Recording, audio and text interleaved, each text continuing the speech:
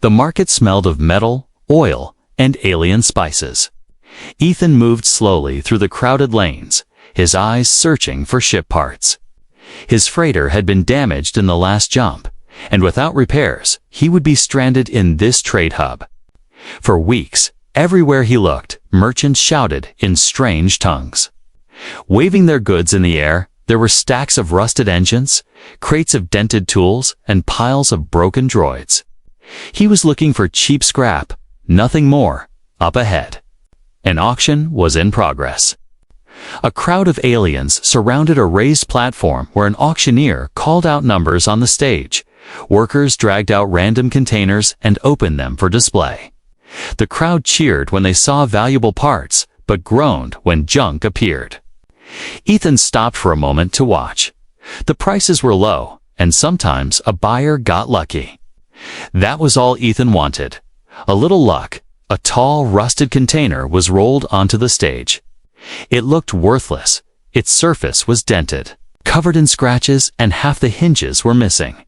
The crowd groaned loudly. Some even laughed.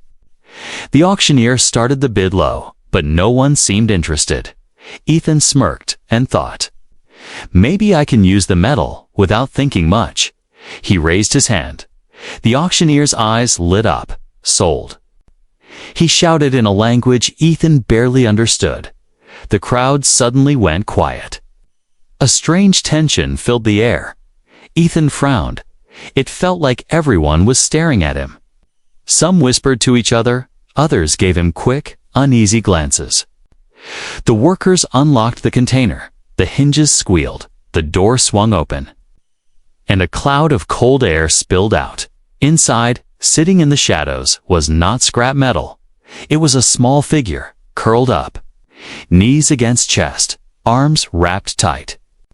A girl, her skin was pale silver, her hair a dull, tangled white. She looked thin, fragile, and her wide eyes shimmered in the dim light. She didn't move, only trembled slightly. Ethan's heart skipped. This wasn't what he had bid for. He glanced at the auctioneer, but the alien just smiled thinly. "Your purchase," the auctioneer said, his voice low and final. Ethan shook his head. "I didn't," but the words caught in his throat. The girl's eyes met his, and something about the way she stared froze him in place. She didn't speak, she didn't cry. She only breathed softly, her whole body shaking. The workers stepped back quickly, almost as if they didn't want to touch her again. One of them muttered a word Ethan didn't understand, but the tone was clear fear. The crowd began to back away. Some made signs with their hands, others turned and left. It was as if the auction was already forgotten, except for Ethan and the silent girl. Ethan tried to ask what was going on, but the auctioneer ignored him. A datapad was shoved into his hands, showing the bill of sale. By the strange laws of the market, the deal was final. If he refused to take her, he would face fines, maybe even arrest. Ethan cursed under his breath. He hadn't come here for trouble, but trouble had found him anyway. When he stepped closer, the girl flinched. Her hands twitched as if ready to defend herself. Ethan slowed, speaking softly. "It's all right. I'm not going to hurt you." She didn't answer. She kept her head low, eyes darting to every movement in the crowd. He noticed thin metal bands around her wrists with broken locking points. Someone had kept her chained. And not for a short time. Ethan felt something twist in his chest. Who would keep a girl like this locked in a container? And why sell her in a place where scrap metal went for higher bids than she had? He offered his hand slowly. She hesitated, staring at it like it was a trap. Finally, she moved, not to take it, but to stand up. She stepped out of the container with small, careful movements, as if expecting the floor to hurt her the moment she was beside him. The air in the market changed again. It felt heavier, colder. Ethan could feel eyes on his back, sharp, watching, measuring. He didn't like the feeling. The girl stayed close to him, not touching, but never more than A step away, it was as if she had already decided he was safer than staying behind. As Ethan guided her toward his ship, he heard murmurs from the crowd. Most were in alien tongues, but a few words reached him in broken common. "Fool!" one voice hissed. "Not safe," another warned. He looked over his shoulder, but the speakers had already turned away. It was clear no one was going to explain anything. By the time they reached the docking bay, Ethan's thoughts were a storm. He had come for parts, not people. He didn't know who she was, what danger followed her, or why the market seemed afraid. But now she was here, silent, shaking, and his responsibility, whether he liked it or not. As they stepped aboard his ship, the girl looked up at him once. Her eyes were strange, deep silver, like pools of cold light. She opened her mouth slightly, as if to speak, but no words came. Instead, she simply sat down in the corner of the cargo bay, curling up again like in the container. Ethan stood there, unsure if he had just made the best or worst decision of his life, and far across the station, in the shadows, a figure watched his ship with unblinking eyes. A faint smile curled its lips as it whispered something into a cum unit. The hunt had already begun. The docking bay doors closed behind them, sealing out the noise of the market. Inside the ship, the hum of the engines and the faint creak of metal filled the silence. Ethan glanced at the girl. Still curled in the corner of the cargo bay, she looked small against the cold steel walls, her silver skin catching the dim light. Her eyes never left him. But they were not the eyes of trust. They were the eyes of someone ready to run at the first sign of danger. He sighed and walked toward the cockpit. He needed to get off this station before the strange stares in the market turned into something worse. Still, his mind kept drifting back to her. He had seen fear before. Fear in the eyes of soldiers. Fear in the faces of refugees, but this was different. It was as if she didn't just fear the people around her, but the very idea of being seen. Ethan powered up the ship's systems. The old freighter's engines groaned, but soon the control panels flickered to life. He tapped in the departure codes, trying to ignore the thought that maybe bringing her here had been a mistake. She hadn't said a word, hadn't asked for help, hadn't even told him her name, yet the memory of her shivering in that container wouldn't leave him. Footsteps made him turn.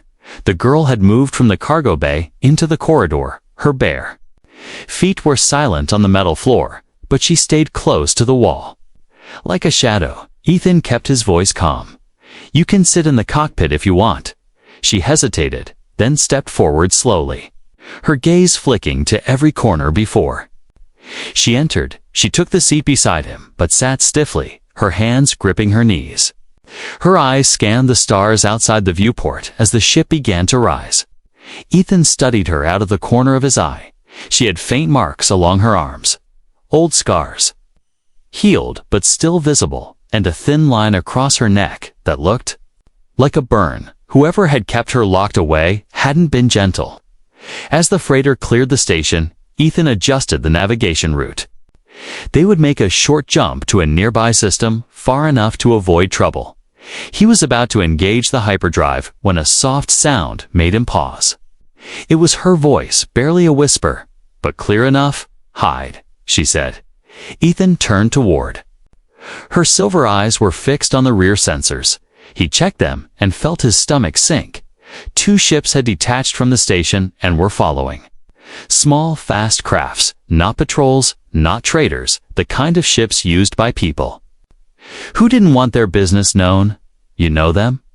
Ethan asked. She didn't answer, only repeated the word, "hide," with more urgency. Ethan cursed quietly and adjusted the controls. The freighter wasn't built for speed, but he could at least change course, slip into a debris field nearby. The girl gripped the seat as the ship banked hard. Her breathing quickened, and she glanced toward the corridor, as if expecting someone to come through it. For a moment, Ethan wondered if she was deciding whether to run deeper into the ship or stay. Near him, Then she whispered something else, so soft he almost didn't catch it. Not safe anywhere. Ethan didn't like the sound of that. He navigated into the debris field, weaving between chunks of rock and metal. The pursuing ships slowed, scanning, but didn't stop following. They were patient to patient, whoever they were. They weren't going to give up easily. After several tense minutes, the sensors showed the ships drifting further back. Ethan exhaled slowly, though he knew they might just be waiting. He looked at the girl again. "You going to tell me why they want you?" he asked. Her lips pressed into a thin line, and for a moment he thought she wouldn't speak at all. Finally, she said, Something. Her voice was uneven, like speaking was something she hadn't done in a long time. Ethan waited. But she said no more. It was enough to confirm what he already suspected. She was running from someone powerful. Someone who needed her alive. He stood and motioned toward the small kitchen area. "You hungry?" he asked. She blinked, then gave the smallest nod. Ethan handed her a packet of protein rations. She held it in her hands for a few seconds before opening it, as if making sure it wasn't a trick.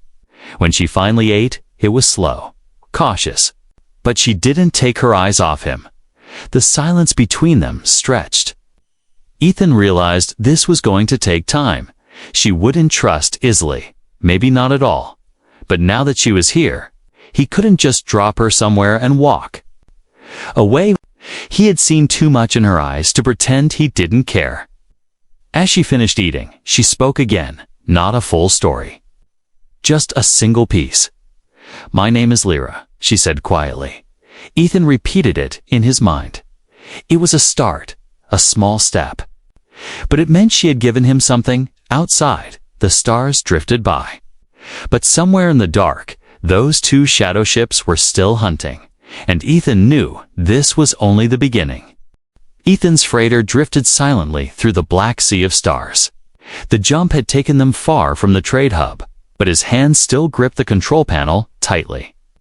His mind wasn't at ease, not with two shadow ships somewhere out there. They hadn't attacked, not yet, but they had followed for too long to be a coincidence. Behind him, Lyra sat in the same co-pilot seat, her body still and quiet. She hadn't moved much since they left, except to eat a little or look at the stars, but now her eyes were closed, and her head rested lightly against the chair. She didn't sleep like someone safe. Her muscles stayed tight, ready to wake at the smallest sound. Even in rest, she was afraid. Ethan turned his attention back to the scanner. It showed no sign of pursuit, just empty space. But that didn't calm him. He had spent too much time in the outer systems to trust quiet space. Silence often meant something was watching. Waiting, choosing the right moment to strike. Suddenly, the ship's comm system blinked. A transmission, unmarked, trying to connect. Ethan didn't answer, but recorded the signal and played it through the internal speakers. A cold, flat voice filled the cockpit. "Return the cargo, human, and we will let you leave." Lyra's eyes snapped open. Her hands gripped the armrests as if she was ready to run. Ethan turned down the volume, but it was too late. She had heard. "They found us," she whispered, her voice shaking. Ethan stared at the console, his jaw clenched. "What cargo?" "She's not cargo," he growled, but he knew they didn't care. He muted the comms and locked the ship into silent mode. No outgoing signals, no traceable pings. But he knew that wouldn't stop real hunters. If they had her scent, they'd follow until they got what they wanted. Ethan stood and looked at Lyra. "You said they want something, you know," he said softly. She nodded, then looked away. "They think if they break me, they can find the vault." "What vault?" Ethan asked. She hesitated, then said, "A place buried in stars, full of weapons, ancient ones, powerful enough to destroy planets." Ethan blinked, the weight of her words settling into the air. "Like a storm, you know where it is." "No," she said, "but they think I do." Or that I will remember. He stared at her for a long moment. She looked too fragile to carry such a heavy truth, but the fear in her eyes was real, not just fear of pain, but fear of being used. They'll tear apart every planet to get that vault. Ethan muttered. She nodded slowly. They already have. Suddenly, the ship's alarm blared. Something had locked onto them, not weapons yet, but a scanner. Ethan raced to the cockpit and checked the display, 2 small crafts, matching. The earlier ones had dropped out of stealth mode and were closing in. They weren't broadcasting identity codes, which meant one thing: pirates or worse. Hold on. He shouted as he jerked the ship hard to the left. Lyra grabbed the edge of the chair as the stars outside twisted. The freighter wasn't fast. But Ethan knew how to fly dirty. He weaved through asteroid debris and dove into a gas cloud, hoping the interference would break their lock. One of the ships fired a warning shot, a pulse blast that skimmed their shields. Ethan pushed the engine to its limit. The hull groaned, lights flickered, but they surged forward. No more hiding. They had to run. Inside the cockpit, Lyra's breathing was fast, but she didn't scream. Instead, she reached for the seatbelt and secured herself. Ethan noticed her hands were steady now. She was scared, yes, but something had changed. She wasn't just a victim anymore. She was fighting to stay alive. As the freighter shot through a narrow ice belt, one of the enemy ships clipped a frozen rock and spun out. The second ship kept chasing, but Ethan used the moment to dive. Into a nearby moon's orbit, he shut down the engines and went dark again, using the moon's magnetic field to hide. The enemy ships circled for several minutes, then slowly drifted away, not gone, but waiting, watching. Ethan finally exhaled and leaned back in his seat. His heart was pounding, his body shaking. But they were still alive. Lyra looked at him quietly. "You didn't leave me," she said, her voice almost a whisper. Ethan glanced at her, then smiled weakly. "Didn't feel right to hand you over to creeps with pulse cannons." For the first time, her lips curved into the smallest smile. He stood up and stretched. "You need rest," he said. "I'll keep watch." She nodded, but didn't leave. Instead, she sat beside him and stared at the stars.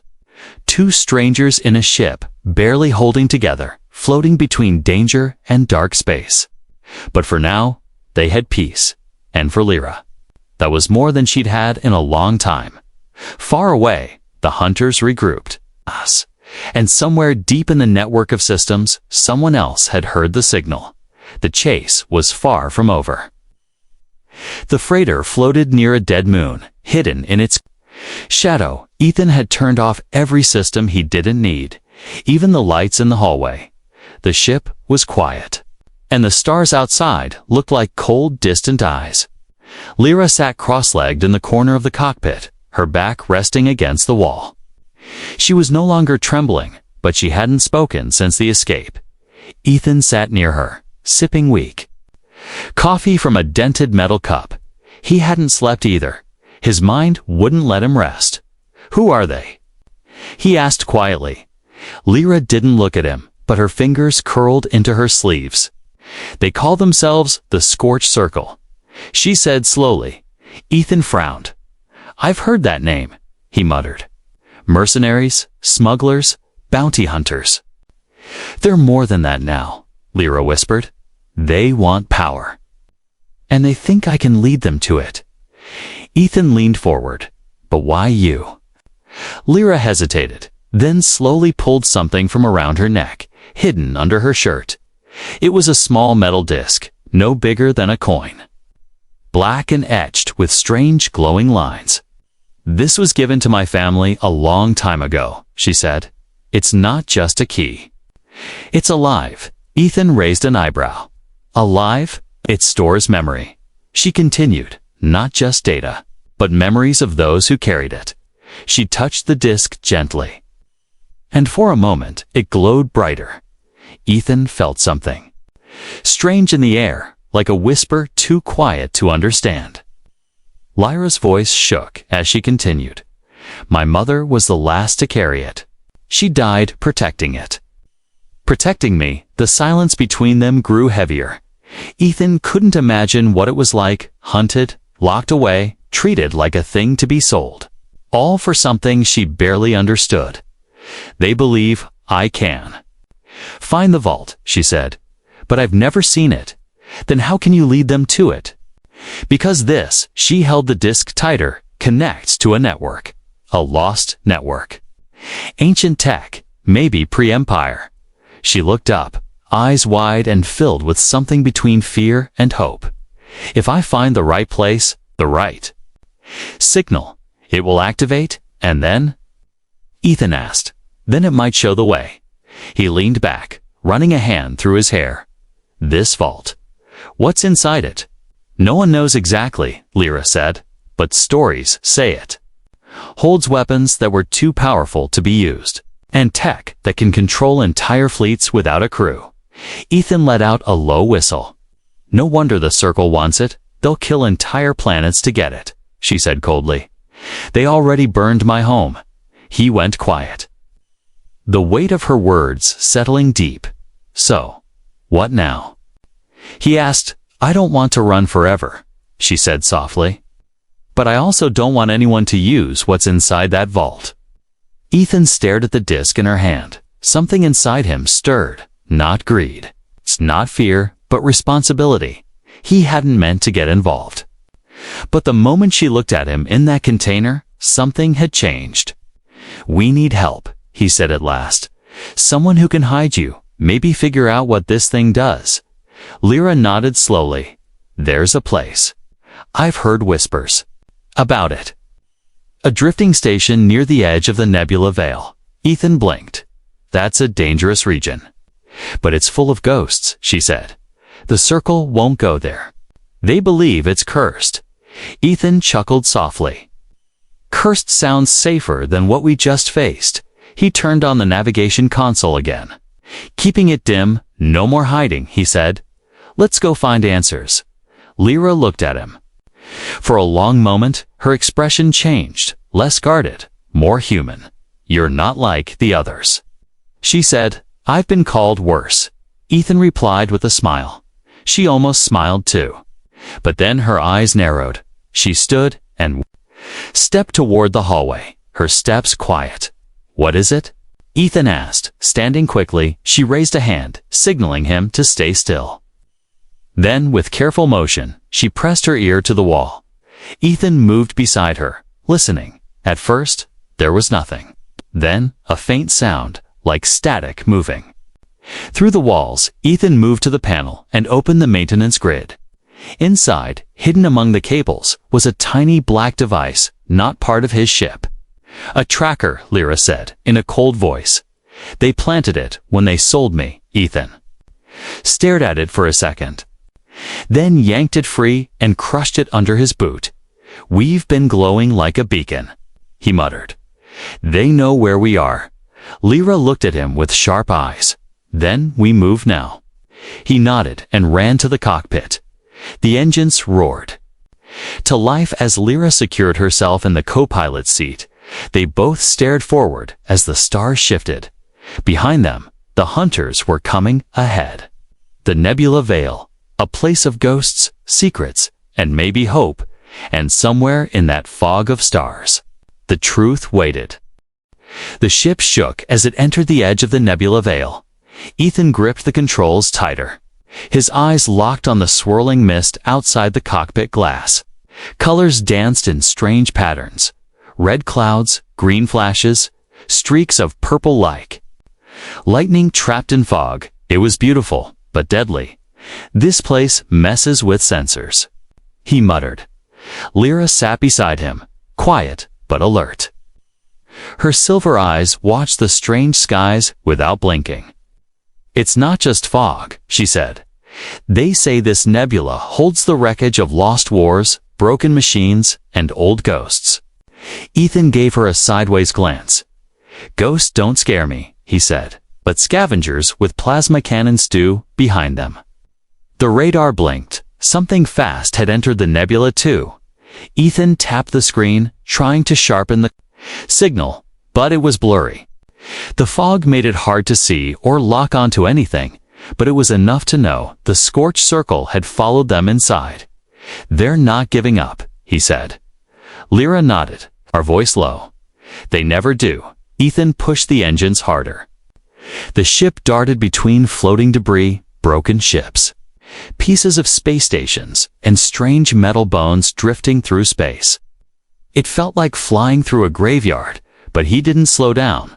"We'll lose them in this mess," he said, more to himself than to Lyra. She didn't argue, but her fingers stayed tight on the seat. Every shadow outside looked like an ambush, every flicker a trap. Suddenly, the ship rocked hard. A pulse beam grazed their hull, a warning. "Shot. They've got eyes on us," Ethan said, but just barely. He pulled the freighter into a tight spin, diving into a thick cloud of gas. Inside, the lights flickered and the ship groaned, but the scanners cleared for a moment. "They split up," he said, reading the screen. "One's coming from above, the other from our rear. They're trying to box us in," Lyra said, her voice calm but serious. Ethan nodded. "Then we don't give them a box to close." He dipped the ship downward, flying close to a massive wreck. An old war cruiser split in half. Its torn metal floated like a dead giant, wires hanging like vines. He slipped the freighter inside the broken hull and killed the lights. For a few moments, they were surrounded by silence. Only the sound of the ship's quiet systems and their breathing remained. "Do you trust me?" Ethan asked suddenly. Lyra blinked, unsure, but nodded once, then hang on. Ethan tapped the emergency controls and opened the cargo hatch at the back. At the same time, he released several empty crates into the dark. The radar pulses behind them lit up. The pursuers noticed the movement and fired. The crates exploded in flashes, sending chunks everywhere. "Now," Ethan whispered. He powered the engines to full and burst forward, flying straight through the wreck and out the other side. The enemy ships circled the wrong direction. Distracted by the false debris, Ethan flew hard, slipping through another layer of gas. Out of sight, Lyra gasped but said nothing. She turned and looked behind them. "The enemy ships nowhere in view." "You tricked them," she said softly. Ethan grinned. "I've been in worse chases," he said, "but this one's close." They didn't relax yet. The nebula was still a maze, and the hunters could appear again at any moment. Ethan guided the ship toward a thick patch of magnetic clouds. They would mess with all signals even more than before, but they might offer a place to hide. As they entered, the lights dimmed again, strange electrical pulses moved across the glass like lightning trapped in jelly. The ship shook, and warning lights blinked on the dashboard. "We'll lose all sensors in here," Ethan said. "Good," Lyra replied. "So will they." They drifted deeper, the ship barely moving. The engines whispered instead of roared. Ethan turned off the external lights and floated blind, using only his hands on the manual controls. In the silence, Lyra finally spoke again. "Why do you help me?" Ethan looked at her, surprised. "No one else ever asked that," he said. "But I don't like bullies, and I've seen what fear looks like," he added. "I saw it the moment I looked into your eyes." Lyra stared at him for a long moment, then nodded slowly. She reached into her shirt and held the black disc again. "It's reacting," she said quietly. Ethan leaned in. The lines on the disc glowed brighter than ever. "Is that bad?" he asked. "No," Lyra said. "It means we're getting close. Close to what? The vault? The signal? Or something else?" Ethan didn't ask. He had a feeling the nebula wasn't done with them yet, and somewhere deeper inside, something ancient was watching. The storm inside the nebula had calmed. The freighter now rested quietly behind the thick clouds. Hidden among broken satellites and dead metal, Ethan sat in the dim cockpit, fingers tapping on the console. No signs of pursuit for now. But he knew it wouldn't last. Behind him, Lyra stood by the window, watching the shifting fog outside. The strange disk in her hand still glowed softly, pulsing like a quiet heartbeat. She hadn't spoken for a while, but Ethan could feel something building in her, something heavy, something she had carried too long alone. He turned to her, voice low. "You said the disk is alive?" Lyra nodded, eyes still on the stars. "It remembers. But it also hides," she said. "I don't know how to unlock it." "Not fully." "Then how do we find the vault?" Ethan asked. "I think I have to choose," she said softly. "Choose what?" "Who to trust." She finally turned to face him, her expression serious. "I've never told anyone this. Not even the traitors who tried to buy me," she said, her voice tight. Ethan waited, not pushing. Lyra stepped closer and slowly held out the disk. "It responds to feelings, fear, hope, love, pain." Ethan blinked, surprised. "It's connected to emotion." Lyra nodded. "It doesn't open with force. It opens with intention." She placed the disk on the control panel. And as it touched the surface, it flickered. The lines glowed brighter. And for a moment, a soft hum filled the air. Images flashed too fast to follow, like a dream half. Remembered then, the light faded, and the disk went still again. "That only happens when I feel something strong." Lyra whispered, "When I'm with someone I trust."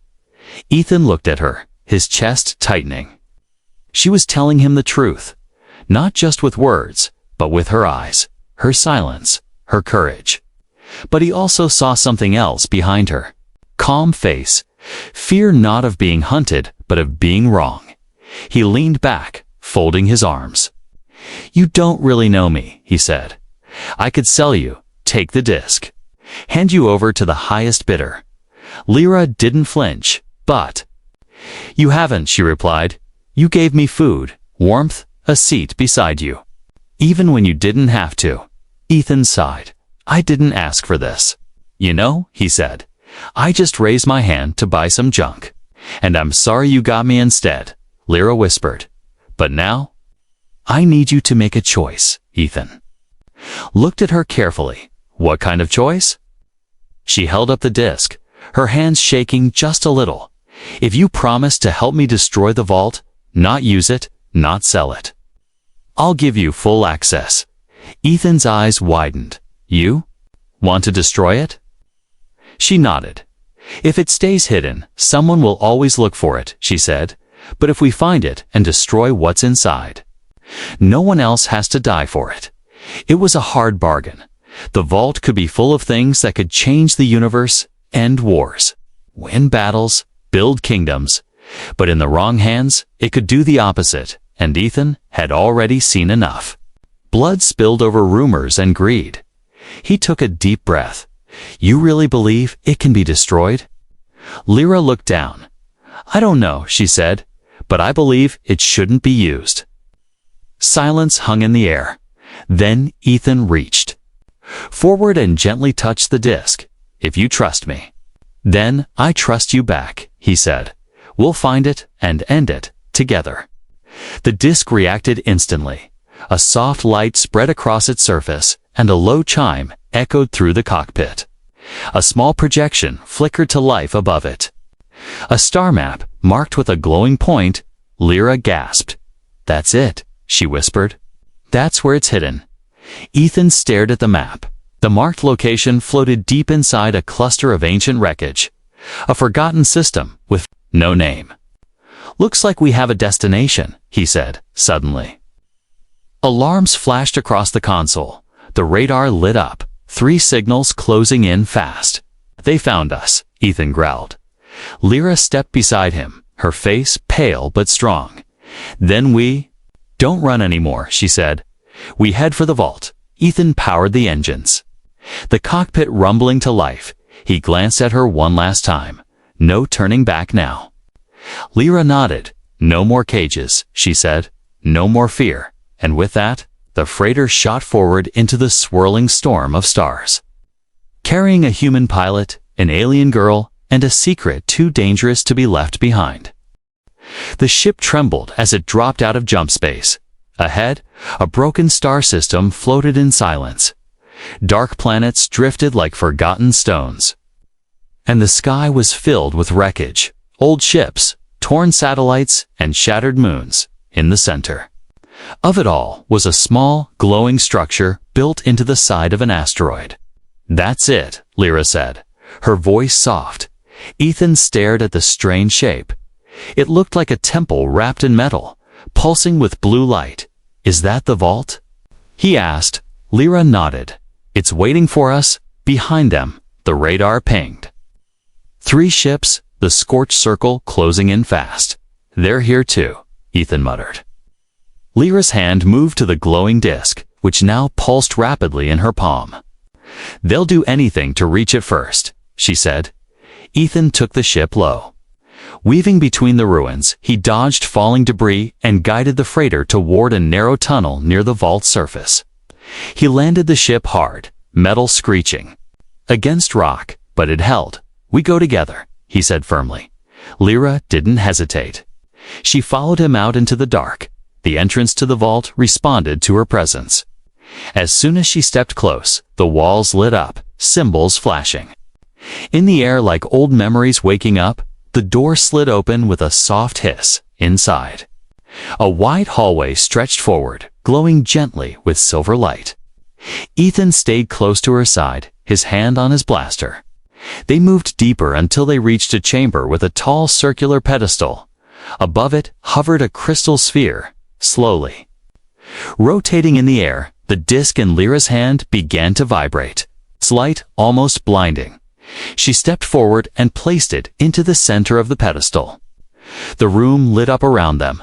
A voice echoed through the walls, ancient and calm. "Bearer. Recognized. Vault opening. Final decision must be made." "What decision?" Ethan asked. Lyra turned to him, her face pale but clear. "The vault will open only once," she said. "It will offer knowledge, weapons, power, or it can destroy itself forever." Ethan's heart pounded. "Wait, what? You mean? You get to choose what happens now?" Lyra nodded. "But I can't do it alone," she said, stepping closer. "The vault needs the presence of 2 living minds, one to guide, one to protect." He blinked. "Me. You chose to protect me when you didn't have to," she said. "You saw me when everyone else looked away." Ethan looked at the floating sphere, its surface swirling with energy. He knew this was it. The choice wasn't just about treasure or technology, it was about what came next. If they opened the vault and used its power, they could reshape entire worlds. If they destroyed it, no one would ever use it for war or control again. Footsteps echoed from the tunnel behind them. Voices shouted the scorched circle had entered the vault. They had minutes, maybe seconds. Lyra looked at him with steady eyes. "I'm ready to end it," she whispered. "But I won't force you." Ethan's fingers curled into a fist. He thought of everything the day he raised his hand at that auction. The shaking girl in the container. The chase. The danger. The trust. He thought of all the lives that could be saved if the vault was gone forever, and he thought of how many lives could be ruined if it wasn't. He took a deep breath and stepped forward. "I choose to protect, not control," he said. Lyra smiled. A real smile this time. "Then we do it together." They both placed their hands on the sphere. Light surged from the pedestal, wrapping around them like fire and wind. The chamber shook. And deep below the ground, the vault began to burn from the inside, outside. The scorched circle reached the door too late. The vault collapsed inward, folding. Like a dying star, the glow vanished, the entrance sealed. And silence returned to the forgotten system, later, in the quiet dark of deep space. Ethan's freighter floated again. He sat in the cockpit, watching stars drift by. Lyra sat beside him, no longer silent, no longer afraid. "It's really gone," she said.